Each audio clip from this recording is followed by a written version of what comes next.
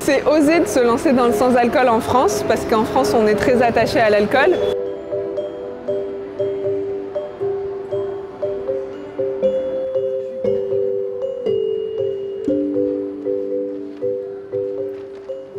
J'aime beaucoup le vin et je vous dis, j'ai pas fait vœu d'arrêter le vin, enfin, ni le champagne. Mais en tous les cas, ça permet d'en boire beaucoup moins. Je prends un verre à midi avec de l'eau gazeuse, un verre le soir avec de l'eau gazeuse. Ça me remplace le verre de vin.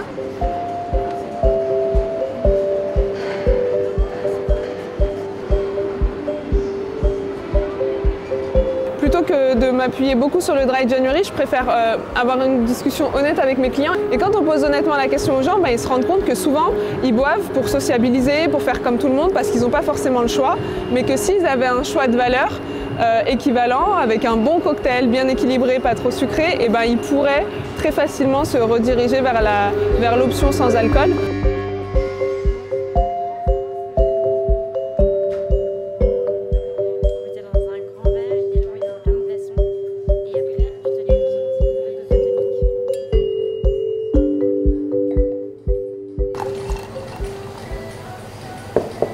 Notre constat, c'est que quand on ne boit pas d'alcool, il y a souvent des boissons qui vont être très sucrées, très artificielles, mais on perd toute la richesse d'un spiritueux ou d'un vin.